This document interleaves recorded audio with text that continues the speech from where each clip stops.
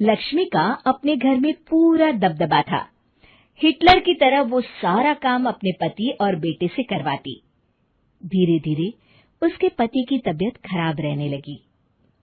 सुनो जी, अब आप बुजुर्ग हो गए हो, काम में भी अब हाथ आपके फुर्ती से नहीं चलते। अरे भाग्यवान, भगवान से डर। तुझसे मैंने शादी अपने इकलौते बेटे के अच्छे पालन पोषण के लिए की थी, लेकिन तूने तो उसका बेड़ा गर्क कर दिया। मैंने क्या किया?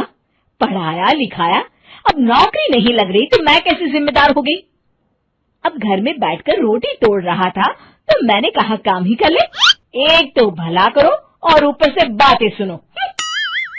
तभी सारंग वहां आ जाता है। बहुत भूख लगी है माँ, कुछ खाने को दे दो। अब तुम्हारे पापा का हाथ तो चल नहीं रहा है। मैं ही जा रही हूँ आज किचन में, बनाती हूँ कुछ। हे भगवान, कैसे होगा इतना काम मुझसे? लक्ष्मी किचन में काम कर रही होती है कि तभी अचानक उसे आइडिया आता है। अरे मैं भी ना, अरे यहाँ तो फ्री की नौकरानी ला सकती हूँ मैं, फिर मैं क्यों खाना बना रही हूँ? उस दिन लक्ष्मी सारंग की पसंद का खाना बनाती है और बैठकर उसे बड़े ही प्यार से खिलाती है। खा ले बेटा, खा ले, पेट भर के खा ले। अरे रुक, मैं तेरे लिए ना गर्मा गर्म रोटियां लाती हूँ। सारंग और उसके पिता एक दूसरे की ओर बड़े ही हैरानी से देखते हैं। बेटा सारंग, जरूर दाल में कुछ काला है, वरना ये औरत तो हमें बासी खाना भी सुकून से ना खाने दे। सुनील की बात लक्ष्मी सुन लेती है और जोर जोर से चिल्लाने लगती है। अरे हाँ, भलाई का तो जमाना ही नहीं रहा। एक तो आग में खुद को जलाकर तुम लोगों के लिए खाना बना रही हूँ और ऊपर से तुम्हें दाल काली लग रही है। अरे माँ, पिताजी का ये मतलब नहीं था, तुम बुरा मत मानो। अरे हाँ बेटा, तू कहता है तो मान लेती हूँ।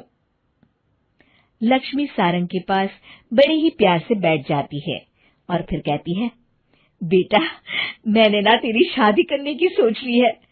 अब तेरे पिताजी के हाथ भी नहीं चलते तो सोच रही हूँ तेरे लिए बीवी ले आऊं। अब पता नहीं ना मैं भी कब मर जाऊं। अब ऐसे भाग्य भी कहाँ है हमारे। क्या कहा? अरे हाँ, तुम तो चाहते ही हो कि मैं मर जाऊं, लेकिन मैं अपनी प्यारी बहू का चेहरा देखे बिना नहीं मरूंगी। हाँ माँ, शादी तो मैं कर लूं, लेकिन मैं नौकरी नहीं करता, फिर कोई क्यों देगा मुझे अपनी बेटी? अरे क्यों नहीं देगा बेटी? इतना बड़ा घर, खेल खलियान है, किस चीज की कमी है हमारे पास? जो आएगी राज करेगी, राज। हम तो ना कर पाए राज, ये बोलो कि एक और नौकर तुम्हारे पास आ जाएगा। मैं कहती हूँ चुप हो जाओ। अरे खुद के घर का खाना बनाएगी तो क्या नौकरानी हो जाएगी? अब तुमसे तो किचन का काम होता नहीं, तो कोई तो करेगा ना। ठीक है माँ, तुम जैसा सही समझो बस। अब मेरी एक शर्त है, लड़की जो भी हो वो दिखने में कैसी भी हो या कहीं की भी हो, बस पढ़ी लिखी होनी चाहिए। अरे हाँ, ला देंगे पढ़ी लिखी बेटा, मैंने कौन सा काम करवाना है उससे। हाँ। और फिर एक दिन पास के गांव की ही रति से सारंग की शादी हो जाती है। रति दिखने में बहुत ही सुंदर थी, साथ ही साथ काफी पढ़ी लिखी थी। रति को लक्ष्मी के सौतेले होने की बात पता नहीं थी। शुरू में जब रति ने सारंग को घर का काम करते देखा तो हैरान रह गई।